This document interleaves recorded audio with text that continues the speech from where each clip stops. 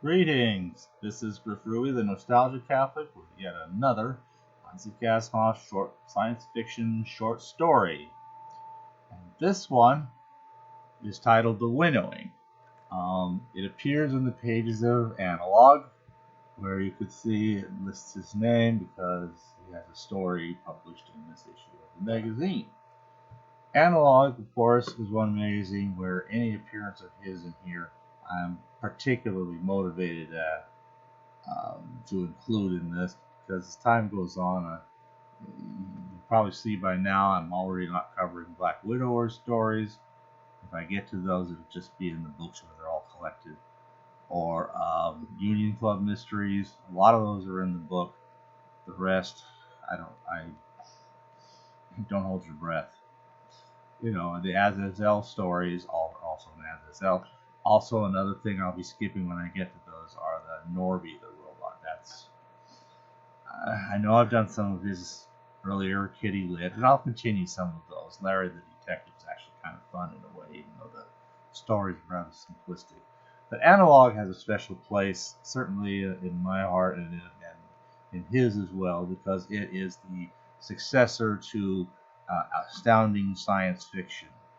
And in a real sense, over the course of several months in 1960, the title Astounding Science Fiction on the front of the magazine gradually faded and got less and less clear, while this new title, Analog Science Fiction, Science Fact, gradually coalesced and congealed and kind of became more visible, so that you kind of have this transition where it's kind of both, because it's really the same magazine, just renaming itself. Furthermore, this happened while John Campbell was still the editor. He passed away in 1971, and Analog, and then now completely Analog Science Fact Science Fiction magazine, was taken over by a gentleman named Ben Bova. But this is still back in 1960, when Campbell, the same person who had changed it from Astounding Stories to Astounding Science Fiction, but was already editor of that magazine, taking it over from somebody named Tremaine. Just barely before Isaac Asimov finally decided to go pay the office a visit and meet Mr. Campbell for the very first time. So it kind of goes back, Campbell's been there really the first time. He wrote some letters to Astounding Stories, actually, and apparently they would have appeared in some magazine issues of it in the letters section back in the day when it was Tremaine. But he didn't have any stories for them until Campbell was already there. And so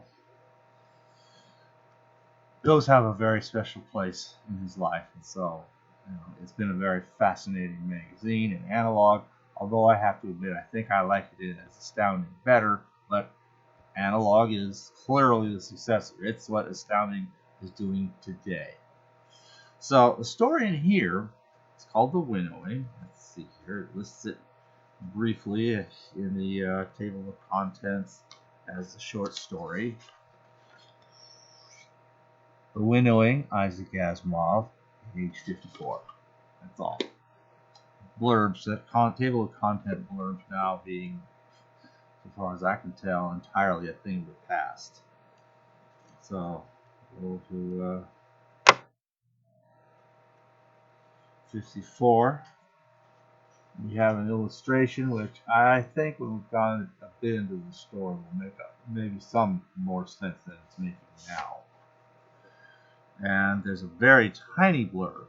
Morality is a part of every decision, no matter how small or large. True. I like that. It's short and sweet, and it's a very good little slogan. Before I take that any further, that story is also collected into the Bicentennial Man. Now, let's take a look at where the winnowing actually happens in here.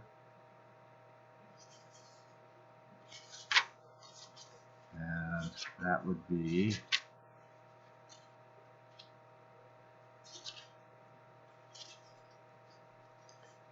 let's see.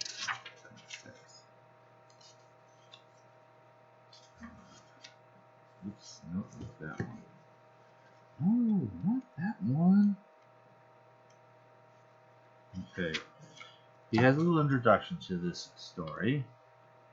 Again, among those who saw my story in the New York Times Magazine, that would be another one that actually comes out a little bit later, but we'll get to it very shortly. The life and times of the multivac. It would be a multivac story, but that's that one. This is not a multivac story. Anyway, those who saw that story, in the same issue of the magazine section, there was an article titled Triage. Triage is a system of choosing whom to save and whom to allow to die when conditions do not allow of saving all.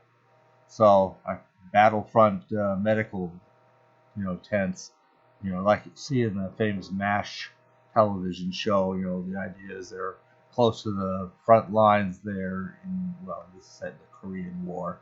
So it's probably more commentary on the Vietnam War for the most part. But at any rate, you get the idea. Here's these doctors and so forth, and they get all these battle-wounded soldiers, and sometimes there's just so many they have to make these terrible decisions about who they can save and who they can't.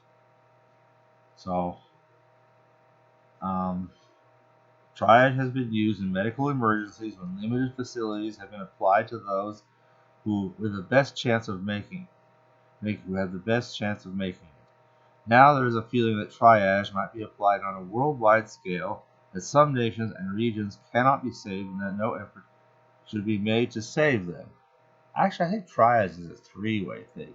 You got the slightly injured that you can basically do some, Casey, here you go, and send them off as quickly as possible.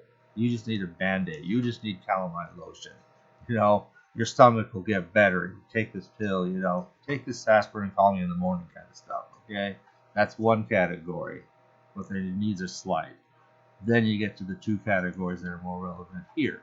The hopeless. This guy needs an open heart transplant, a brain transplant, and 3, new organs inside, where this guy has a bullet in his shoulder. And we just got the one doctor. And there's no way, if we try to do this first guy, even if we had all the resources on hand, well, this poor guy's going to die with the bleeding from the bullet in his shoulder. So we say, I'm going to do the guy with the bullet in the shoulder. We can take care of that, while we can. And I'm sorry to the poor guy who needs a new pair of kidneys, a new liver, a new heart, and a new brain. I'm sorry, mister, we just, maybe you can have the priest bless you, We're writing you off. So, that's true triage. So anyway, but now this is a triage of a different sort. There's just not enough resources for everybody and everything. So, continuing what he wrote here. It occurred to Levinson that the subject could be treated through the medium of science fiction. Since my name was staring at him on the same contents page, he approached me. I was struck with the idea and agreed at once. I started it on January 19, 1975. Levinson liked the Winnowing when it was done, and it was all set to appear in the June 1975 issue, when the magazine suddenly suspended publication the issue before. Oh, when has that ever happened to him before? Shades of the Unknown. Oh, that's another John Campbell publication, isn't it? Huh. Yeah, it's funny how these things kind of have to come around.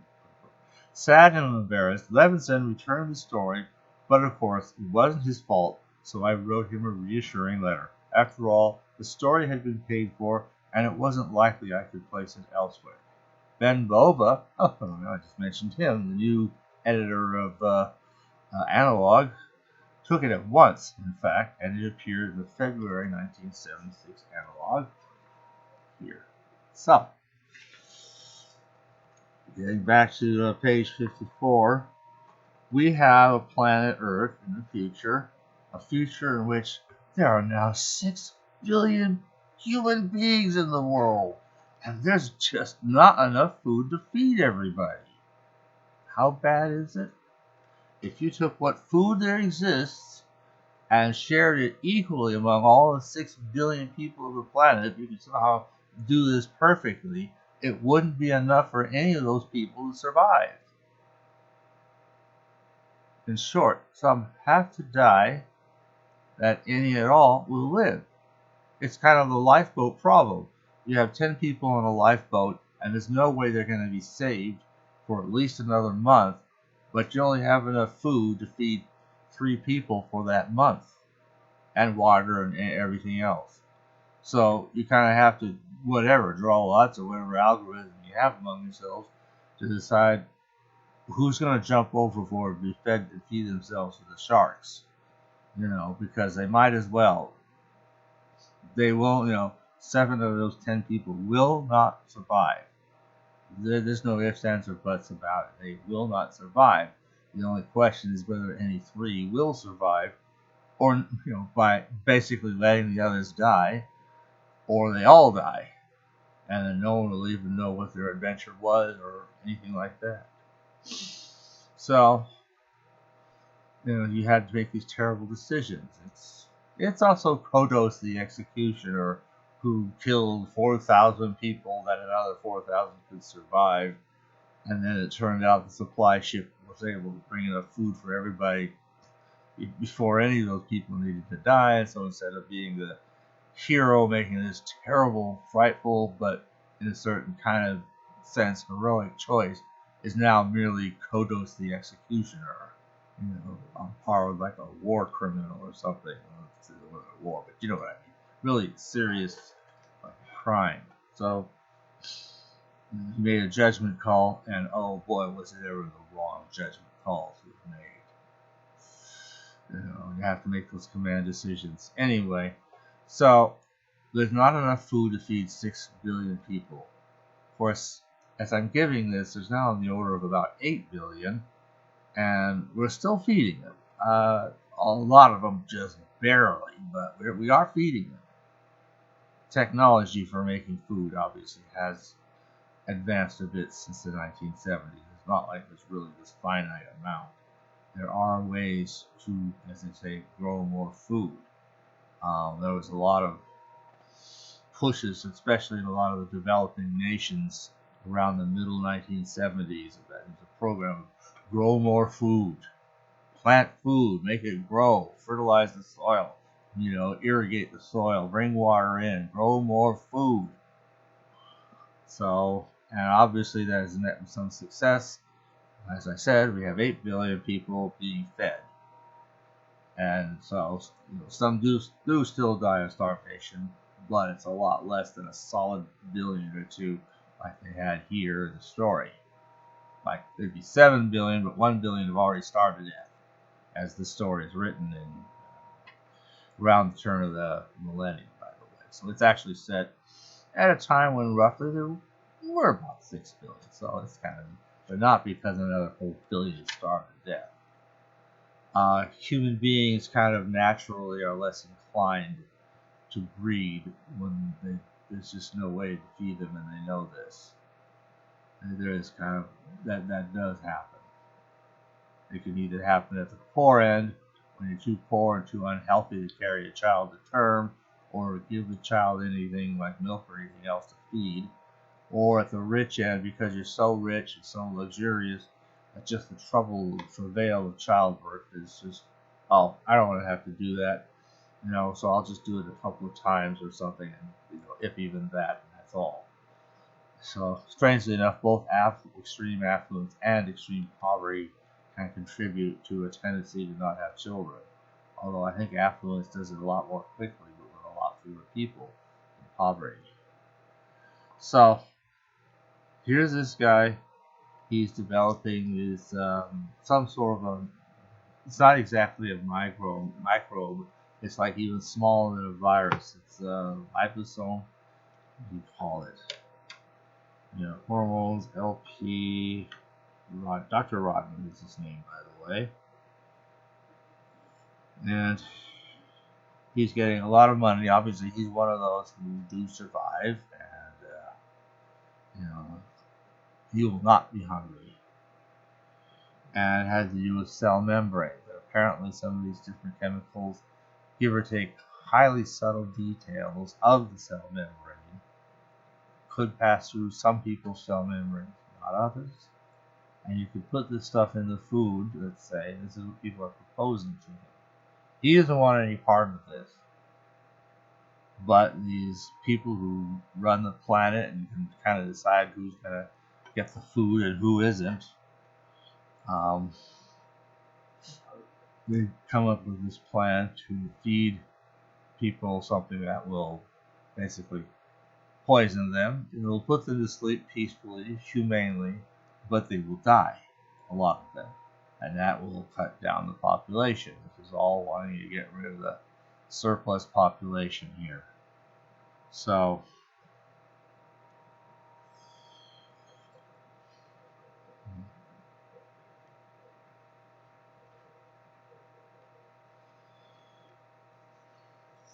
we have the same here, the same triage mentality.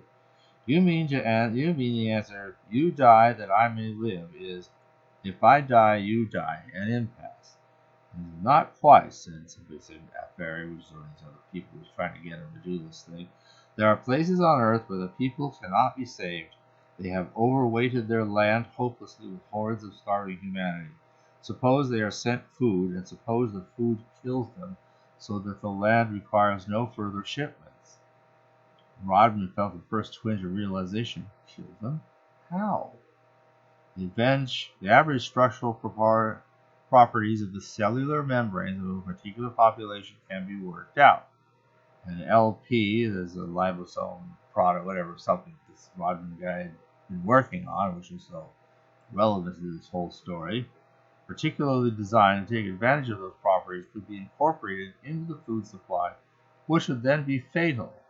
He's all unthinkable. He's not willing to be a mass murderer, even to save people from starvation or from having to die slowly and horribly from starving. He won't kill, because it's not voluntary. You're just getting food and then it kills you, and you didn't know, and it's not even an honest mistake. Somebody put that in there. I mean, these are really tough decisions. And here's the thing, I find it kind of bizarre, almost kind of shocking in a way that some of these people can make these kinds of decisions, like who shall live and who shall die.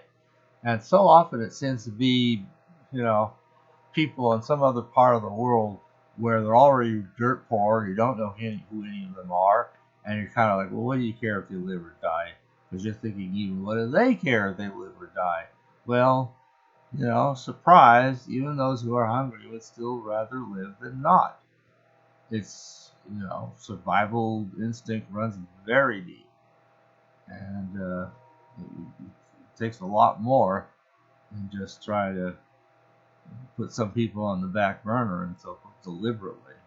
And I think of those governments in the Netherlands who want to destroy Netherland farming as an industry. Netherlands is like the main or one of the main bread baskets of all of Europe. That tiny little country grows enough food to feed all of highly populous Europe. And they've been doing that kind of stuff, truly sustainable farming, that the Netherlands farmers, despite having also had to clear off their land, and it's below sea level, so they have those walls and they use the windmills to constantly pump out any water that gets in or comes up from the soil. They're having to do all this stuff, and they do, and it's sustainable, and they've been doing this for centuries and centuries, maybe thousands of years. They know what they're doing. It's long-term sustainable. But these eggheads who couldn't even grow a potted plant, let alone know anything about real life, real world farming, want to come in and say, well, we think that you should do something else. From now on, you'll be feeding your cattle bricks and centipedes instead of grain. Such irrational things as that. Not exactly that, but things literally and fully that stupid and irrational. Which, of course, destroys this industry, that industry of food. And they're trying to do that. And the farmers have been rebelling. They had a great vote to try to stop that, but apparently more is needed. There's still too many other politicians remaining who are plotting to destroy humanity itself. They want people to starve. That's why they're mucking with it. and they want to do this in other countries. They've been attempting some of it in other places like Spain or Canada, and it's just we're just lucky they haven't brought it here yet. But I'm sure it's right around the corner. I mean, they're there. They want to bring it to America because America has long also been another breadbasket of the world. Even now, though it isn't quite the breadbasket it used to be, not so much because America has lost its ability, maybe a tiny bit because of city growth and other various issues, but mostly because the world population has outstripped our ability to advance our agricultural technology. But we're still, to a very large measure, they'll want to destroy that too. Why? So that more people can starve to death and relieve this planet of surplus population, as Ebenezer Scrooge put it. Okay, so there is this kind of stuff going on, and I can see, despite however things may or may not work out in terms of people having to starve to death rather than die peacefully of poisoned food, I can definitely sympathize with Professor Rodman's unwillingness to be involved in this plot to kill people. Well, he has a very nice solution. They're going to meet with him next week, and they're going to tell him what to do, and that's how it's going to be. And he's going to design nothing he's going to be allowed to say by them other than, okay, I'll do it, or they'll take the techniques from him and just use them without him. Well, they may end up doing that anyway. And actually, he comes up with a truly brilliant and clever solution to that, which I really like. I mean, it's a tough story about a really, on the whole, very depressing story. Wow. Just click to the next page. They began serializing Frank Herbert's Children of Doom on the very next page. Cool. Let's see. So I haven't noticed that before. Yeah, serial. Oh, that's part 2 of 4 parts. So actually, it started the issue before. Anyway, so it's all kind of interesting to tough issues. Brilliant story, though. This is Asimov dealing with a tough and painful subject, but having at least a story ending that is worthy of such an introduction and such a big issue. Well, thanks for